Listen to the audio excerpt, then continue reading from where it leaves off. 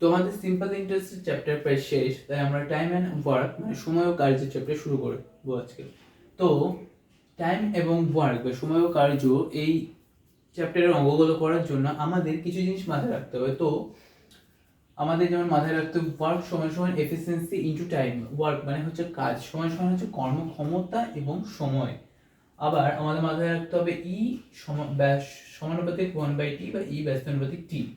তো ই হচ্ছে আমাদের এফিসিয়েন্সি আর টি টাইম, মানে এফিসিয়েন্সি ব্যস্তানুপাতিক সময়। মানে এফিসিয়েন্সি যদি বাড়ে তাহলে সময় কমবে, আর সময় যদি বাড়ে তাহলে এফিসিয়েন্সি কমবে।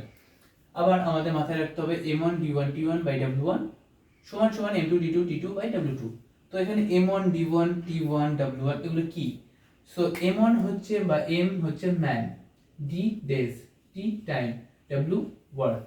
তো যদি কেউ বলে m1 মানুষ d1 দিনে t1 প্রত্যেকদিন কাজ করে, মানে t1 আওয়ার্স কাজ করে w1 ওয়ার্ক করে, তাহলে আবার m2 মানুষ d2 দিন কাজ করে t2 আওয়ার্স ডেলি কাজ করে, মানে এত ঘন্টা করে কাজ করে w2 ওয়ার্ক করে, তাহলে এইটা হবে m1 d1 t1 by w1 সমান সমান m2 d2 t2 by w2, এটা সমান সমান হবে।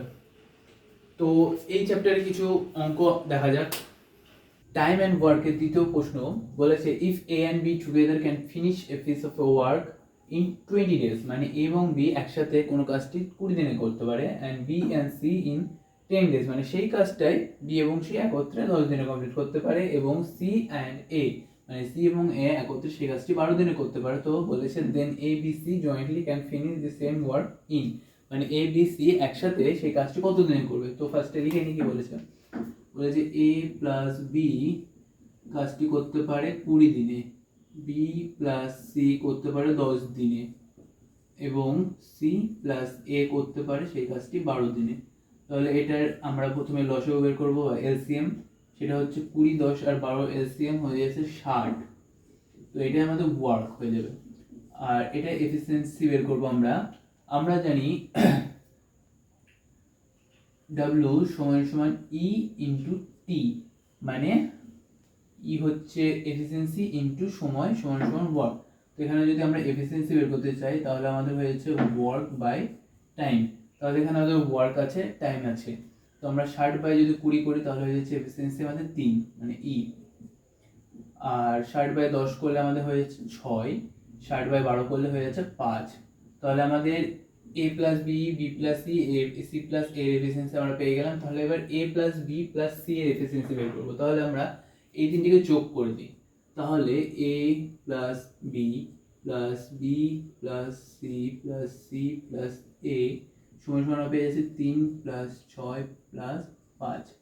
তো এখান থেকে আমরা এটা দেখতে পাচ্ছি আমরা এ দুবার, দুবার বি, দুবার সি, দুবার আছে, তাহলে সবগুলো 2 করে হয়ে যাচ্ছে 2a 2b 2c। তো 2 কমন নিয়ে হয়ে যাচ্ছে, আমরা পেয়ে যাচ্ছি a plus B plus C সমান সমান 3 6 9 5 14।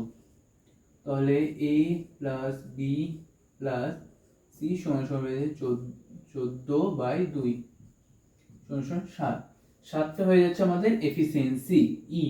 আর আমাদের কি চেয়েছে, can finish the same work in, মানে সে কত সময়ে এই কাজটি কমপ্লিট করবে। তো আমাদের 7 পেয়ে যাচ্ছে ই, আর আমরা আমাদের চেয়েছে টি। তো আমরা টি সমান সমান এইটা দেখে লিখতে পারি ডাব্লিউ বাই ই। তো ওয়ার্ক আমাদের 60 বের করেছে এলসিএম, আর আমাদের ই এখন বের করলাম 7। তাহলে 60 দিয়ে যদি 7কে ভাগ করি তাহলে হয়ে যাচ্ছে আমাদের 7 7 49, 27 56, 8, তাহলে 56। এখানে 4 নেমে আসছে, 4 0 7। তাহলে অপশন সি আমাদের সঠিক উত্তর। এটা আমাদের অ্যান্সার, মানে ডেজ, যেটা আমাদের চেয়েছে।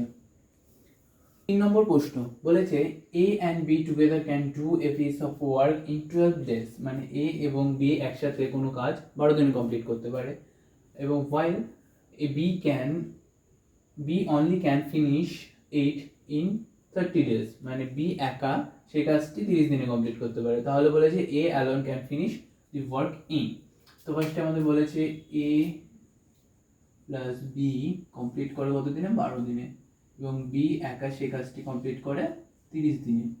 তো এই দুটোর আমরা এলসিএম বের করছি, এলসিএম হয়ে যাচ্ছে 60 ডব্লিউ। এবার এফিসিয়েন্সি ই, আমরা আগের বারে দেখেছি ই হয়ে যাচ্ছে ডব্লিউ বাই টি। তো ডব্লিউ বাই টি মানে 60/12 করলে হয়ে যাচ্ছে 5, আর 60/30 করলে 2। অতএব এ এর এফিসিয়েন্সি যদি আমরা বের করতে চাই, তাহলে এর এফিসিয়েন্সি বেরিয়ে আসছে এ সমান সমান সমান এ প্লাস বি মাইনাস বি। তাহলে এখানে এ প্লাস বি এর এফিসিয়েন্সি আছে 5, আর বি এর এফিসিয়েন্সি একত্রে 2 মানে একা। তাহলে এর এফিসিয়েন্সি আমরা পেয়ে যাচ্ছি 3, আর আমাদের চেয়েছে এর ওয়ার্ক ইন টাইম মানে কত সময়, আর আমাদের ওয়ার্ক আছে 60, আর আমরা এফিসিয়েন্সি বের করলাম 3, মানে টি সমান সমান পেয়ে যাচ্ছি 60/3 মানে এটা 20, তাহলে 20 ডেজ, 20 ডেজ। তো আমাদের অপশন এ সঠিক উত্তর। তো 4 নম্বর প্রশ্ন বলেছে A and B working separately can do a piece of work in 9 and 15 days respectively. মানে এ এবং বি সেপারেটলি মানে আলাদাভাবে কোনো কাজ 9 দিনে এবং 15 দিনে কমপ্লিট করতে পারে। If they working for a day alternative মানে একদিন এ কাজ করবে পরের দিন বি কাজ করবে। So with A B A gaining মানে প্রথমে এ শুরু করবে কাজটি, the work will be completed in মানে কাজটি তাহলে কত দিনে কমপ্লিট হবে। তো আমরা দেখতে পাচ্ছি এ 9 দিনে, বি 15 দিনে।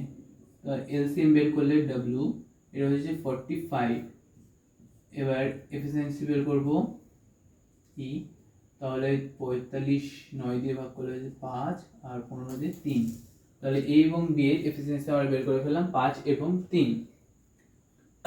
তাহলে এবার আমরা এ প্লাস বি এর এফিসিয়েন্সি বের করবো 5 + 3 = 8। এবার আমরা দেখতে পাচ্ছি আমাদের ওয়ার্ক হচ্ছে 45, এ এবং বি রিপিটেডলি কাজ করবে মানে এ একদিন বি একদিন অল্টারনেটিভলি। তো 8 এর সাথে আমরা কত গুণ করলে 45 এর নিচে পাবো? 8 এর সাথে আমরা দেখতে পাচ্ছি যদি 5 গুণ করি তাহলে আমরা পেয়ে যাচ্ছি 40, মানে 40টি কাজ আমাদের কমপ্লিট হয়ে যাবে। মানে যদি আমরা 8 এর সাথে 5 গুণ করি তাহলে আমরা পেয়ে যাচ্ছি 40। 5 গুণ করা মানে 5টা দুজন মিলে যদি কাজ করে সেটা 5 দিন হবে, কিন্তু যেহেতু অল্টারনেটিভলি কাজ করছে মানে 5 সেটা 2 গুণ হয়ে যাবে, মানে এ একদিন বি একদিন এ একদিন বি একদিন করে 10 দিনে তারা 40টি কাজ করবে। এটা যদি আমি সেপারেটলিও দেখি তা হবে 5 দিন যদি এটা কাজ করে তাহলে 5 5 25, আবার যদি 3 দিন এই কাজ 5 দিন এই কাজ করে তাহলে 15, তাহলে হচ্ছে 40। আবার এখানে আমরা একবারে করলাম 40 হয়ে গেল, তারপরে আবার এর কাজ আসবে। তো আমাদের 45 থেকে 40টা কাজ হয়ে গেছে, সমান সমান 5টা কাজ বাকি থাকলো। এরপরে আবার কে কাজ করবে? এ এর এফিসিয়েন্সি কত? 5, মানে এ একদিনে 5টি কাজ করতে পারে। তো 5টা কাজ বাকি আছে, তো এ বাই 5 করে দিলে হয়ে যাচ্ছে 1। এখানে আমরা পেয়েছি 10 দিন, মানে দুজন মিলে বোথ কাজ করেছিল 10 দিন, 10 দিন করেছে। তারপরে এ একদিন কাজ করেছে, তাহলে টোটাল 10 + 1 = 11 দিন তারা কাজ করেছে। তো অপশন বি আমাদের সঠিক উত্তর। 8 নম্বর প্রশ্ন বলেছে if the work done by x-1 man in x+1 days, মানে বলেছে m1 = x-1 আর বলেছে d1 = x+1 in is to the work done by x+2 man, মানে হচ্ছে m2 x+2 in x-1 days, মানে d2 হয়ে যাচ্ছে x-1। তারপরে বলেছে days are in the ratio of 9:10, then the value of x is equal to, মানে x এর মান চেয়েছে আমাদের। আর বলে দিয়েছে w1 = 9 R w2 = 10।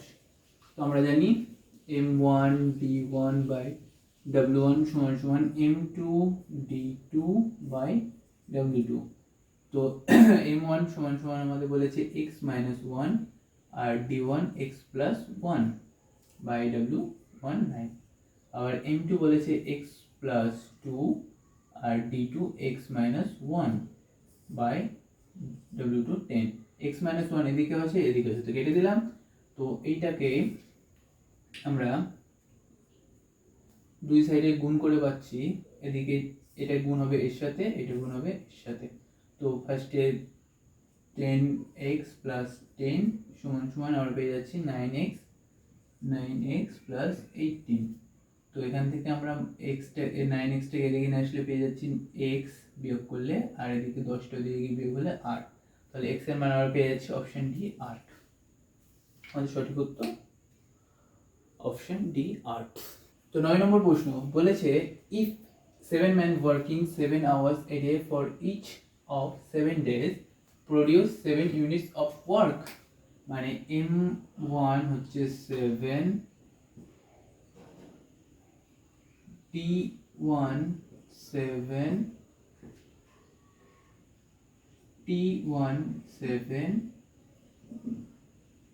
7 R 7 units of work মানে কাজ 7, মানে w1 7। তারপর বলেছে then the units of work produced by 5 men, মানে m1 5 hours, মানে t1 5 days for each of 5 days, মানে এগুলো 2 হবে, m2 t2 d2 5। তাহলে বলেছে এনে চাইছে দেন the units of work produce, মানে w2 কত। আমরা জানি m1 d1 t1 by w1, আবার m2 d2 t2 by w2, m1 7 d1 7 t1 7 by w1 7 সমান সমান m2 5 d2 5 t2 5 by w2। এখানে আমরা 7 কেটে দিতে পারি। তো ওখানে আমাদের চেয়েছে w2, তো w2 সমান সমান আমরা দেখতে পাচ্ছি এখানে 49, সরি w2 টা এদিকে নিয়ে গেলে এই 49টা নিচে চলে আসে, তো 125 5 3, আর এখানে হয়ে যাচ্ছে 49। তো অপশন বি আমাদের সঠিক উত্তর 125/49। তো 10 নম্বর অঙ্ক, এই অঙ্কটা আজকে আমাদের লাস্ট অঙ্ক। বলেছে if 8 men can do a piece of work in 14 days, মানে 8 জন মানুষ 14 দিন একটা কাজ করে, then in how much time will 7 men do the same piece of work, মানে 7 জন মানুষ সেই কাজটি কত দিনে করবে। তো এই অঙ্কটা থাকবে হোম ওয়ার্ক, এইটা তোমরা বাড়িতে ট্রাই করো, যদি হয়ে যায় তো অ্যান্সার কমেন্টে জানিয়ে দিও। 16 15 17 18 মধ্যে কিছু একটা হবে। তো আজকের মতো এখানেই শেষ, দেখা হচ্ছে নেক্সট ভিডিওতে।